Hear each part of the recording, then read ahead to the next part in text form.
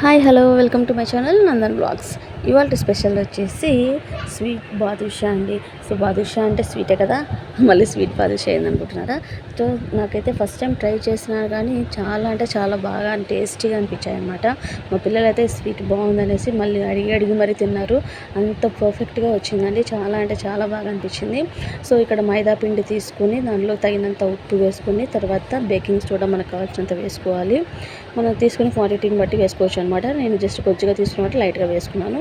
తర్వాత ఇందులోనే ఒక 2 టేబుల్ స్పూన్ నెయ్యి తీసుకున్నాను అనమాట. నెయ్యి కూడా వచ్చేసి చాలా అంటే చాలా టేస్ట్ వస్తుందండి, అందుకని నెయ్యి వేసుకున్నాను అందులో. ఇంకా పర్ఫెక్ట్గా మనకు జ్యూసీగా రావాలంటే ఇవన్నీ తప్పదు మరి వేసుకోవాల్సిందే. సో ఇలాగ వేసుకున్న అన్నిటిని నీట్గా కలిపేసుకోవాలన్నమాట. సో ఇలా మొత్తం పిండి అంతా కలిసిపోయేలాగా కలిపేసుకోవాలన్నమాట. ఉప్పు, బేకింగ్ సోడా, నెయ్యి అన్నీ కలుపుకున్న తర్వాత కొంచెం లైట్గా వాటర్ యాడ్ చేసుకోవాలన్నమాట. తర్వాత ఇందులో కావాలంటే పెరుగు కూడా యాడ్ చేసుకోవచ్చు కావాలనుకునే వాళ్ళు. సో ఇక్కడ వచ్చేసి నేను యాడ్ చేస్తాను, బట్ ఏమంటే ఇక్కడ మిస్ అయింది అది. సో ఇలాగ పెరుగు కూడా కొంచెం లైట్గా యాడ్ చేసుకోవాలన్నమాట. తర్వాత వచ్చేసి ఒక 5 to 10 మినిట్స్ ఇలాగ పక్కన పెట్టేసుకోవాలన్నమాట. తర్వాత చిన్న చిన్న ఉండలుగా చేసుకొని మనకు కావాల్సిన సైజులో మనం కావాలంటే చిన్నగా చేసుకోవచ్చు, కొంచెం పెద్ద సైజు కావాలంటే పెద్ద సైజు బాదుషాలు కూడా చేసుకోవచ్చు అనమాట. ఇంకా నేను చిన్న చిన్న బాదుషాలు వచ్చేసి దగ్గర ఒక 10 మైన్ వచ్చాయన్నమాట. సో ఇలాగ చిన్న చిన్న బాదుషాలన్నీ చేసేసి పెట్టేసుకున్నాను.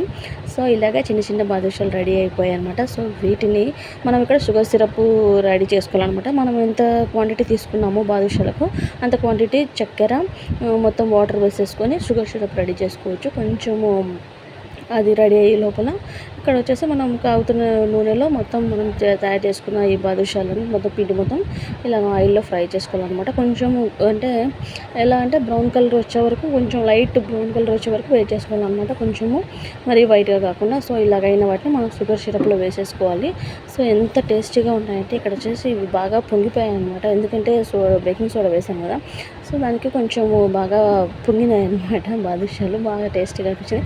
సో ఈ షుగర్ సిరప్ మొత్తం వేసేసుకొని బాగా వాటిని పట్టుకునేలాగా ఒక 10 మినిట్స్ అలా పెట్టేసినామంటే మనకు షుగర్ చిప్లో తడిచిపోయిన బాదుషాలు ఎంత జ్యూసీగా ఎంత టేస్టీగా ఉంటాయంటే ఇక్కడ చూస్తే మనకు తెలుస్తుంది అనమాట. సో ఇలాగా బాదుషాలు రెడీ అయిపోయినాయి అనమాట. సో ఫైనల్గా ఇలా స్వీట్ బాదుషా రెడీ అయిపోయిందనమాట. సో ఇలాగా 2 పీసెస్ తీసుకున్నాను నేను. చూడండి ఎంత బాగా మంచి కలర్ వచ్చాయి, జ్యూసీగా ఉన్నాయన్నమాట. సో కొంచెం షుగర్ సిరప్ అలాగా పైన పోసేసుకుంటే ఎంత జ్యూసీగా అనిపించాయంటే పిల్లలు అయితే ఇంకా రెడీ అయిపోయినారు, ఇంకెప్పుడు అనేసి. సో వాళ్ళకి ఇవ్వగానే హ్యాపీగా తినేసినారనమాట, అంత బాగా వచ్చినాయన్నమాట. సో మీరు కూడా తప్పకుండా ట్రై చేయండి, సింపుల్ అండ్ ఈజీ. సో మన ఛానల్ సబ్స్క్రైబ్ చేసుకోవడం కూడా మర్చిపోదండి.